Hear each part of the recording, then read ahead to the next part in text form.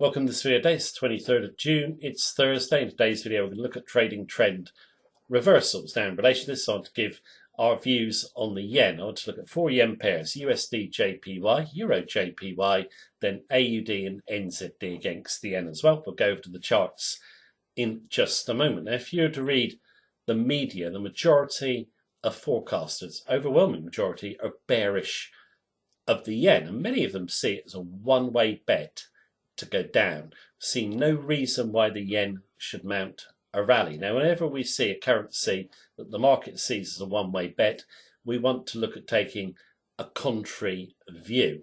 Now, in terms of, if you take a contrary view and you're going for turning points, you can get yourself a very low risk against a high reward. Now, in terms of there being no obvious reasons to buy the yen, that is not quite true at all.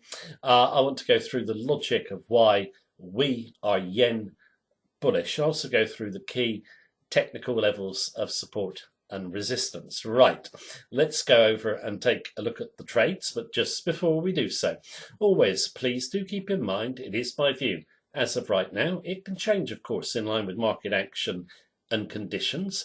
If you want to learn all our trading techniques and check out our daily technical sentiment analysis of 14 FX pairs, all you need to do is go to the link beneath this video and you can get live access to our member center. You can also follow us on Facebook, join our Facebook group of traders if you wish as well. Now, right, let's take a look at the trade setups. Before we go look at the trade setups, I just want to look at some background to the JPY. Just some media comments, first of all, articles I found on FX Street today. You can see the one I'm highlighting here. USD JPY to skyrocket towards 147.62, maybe 153. We're trading below 135 at the moment, but obviously they're extremely bearish of the yen. Next page, there's a couple more views on the yen here. This one's a bit more conservative from UOB Bank, going up to 137.50. This one here from DBS Bank, saying the USD is going to remain in a ebullient mood while above the 50 DMA. They're looking for a move to some Fibonacci level up in the 140s. Why are all these forecasters, the majority, bearish of the yen? Not just against the USD, but against other currencies. Well, it's on my next chart, which is here. Japanese yen. This is where key interest rates, the market sees them going. Yen, negative rates. Bank of Japan have said they're going to hold rates down. They're the only central bank doing this, okay? Other central banks, you can see, are looking to raise rates. So the logic of this trade is when the yield on the yen is low, then buy higher yielding currencies. So basically, other currencies should continue to go higher on the yen. Obviously, yield is against the yen, but what we have now is basically the market is too short. Speculators have loaded up on short positions and they can't see any reason for the yen to turn around. It's very often when you do get a currency pair turn around, okay? All right, just some reasons to be bullish of the yen. Now, I did cover some reasons from Goldman Sachs when I did my video on Euro JPY. I'll just go through them quickly here. They see it as an attractive recession hedge. Global economy is slowing. It probably is going to be a recession. Japan, or the Japanese yen, has typical correlations with real yields and equity prices. Now, in terms of yields, we know that traders have sold the yen on its low yield and higher yields in other countries. But they're anticipating yields just to march ever higher. Okay, if you come into a global slowdown and recession, those yields will peak out. I think the market just seeing yields going ever higher in the short term, I just don't think that's true. Equity prices, they have fallen, but it's been a fairly orderly decline. We need to get some real panic selling in. That will help the yen. I think that could come into play. Goldman Sachs, just to show how far the Japanese yen is from fair value, their fair value model puts it 25% undervalued. That's the biggest undervaluation in many, many decades. Okay. Capital flow is important. Japan is the world's top creditor nation for nearly 30 years, and it heavily buys overseas bonds issued by other governments. If you look at the French bond market, 25% is held by the Japanese, for example. Also, heavy buyers of other assets abroad, like stocks. When you get an economic downturn, again, panic or recession, these bonds and shares will be offloaded and converted back into yen, driving up demand for the currency as it returns home. Now, you've obviously got speculators heavily short the yen on the yield. Too many of them are short. We're looking for yields to top out and equity selling to have really big selling. It's been a little bit too orderly. We think that could boost the yen. But to think in the short term, all those traders short the yen, seeing it as a one-way bet, many will have close stops or get looking for those stops to get rolled over and basically the specs to exit. Okay, so let's go and take a look at our first pair, and it's going to be USD JPY. Right, a USD JPY first pair. Now, in terms of anyone new to our videos, we don't use complicated technicals at all. We've always got a bias of sentiment and fundamentals, so we can just keep our technicals simple and just focus on big levels that we feel will matter to big players in the market. Now, in terms of USD JPY, come up strongly here. Then we had a red, so you get double top, and then we came down. This is the level we wanted to come through. It's now first level resistance. We sold the break. It's down 100 pips. Okay.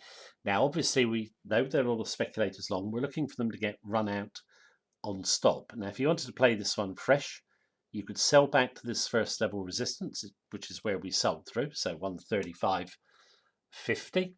Or, I didn't draw the level in, but if we get a new low below 134, look for stops to get really run, and then you can have your stop back at just say 135.60 behind this level. Okay, so USD JPY we think is going down. Now, if you're really yen bullish, you might prefer the crosses. Why? Because the USD and JPY both safe havens. So if the USD falls on the JPY, it's probably going to be less than on the risk currencies, the euro and the two commodity currencies we're going to look at. But I still think this is an attractive setup. I want to go to euro JPY.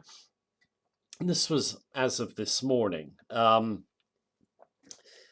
can see here the resistance that we've sold off. We sold through those two candles there. Okay, I've drawn the level in, and that's where we were earlier today, 142.35 when I did my daily update. I just want to look at the price action now, because this one I think has changed. Yeah, we've gone down to 141.57. Now, in terms of this one, how would you play it? My own view is, obviously you could sell a rally, but you're now below this level through here. You can just basically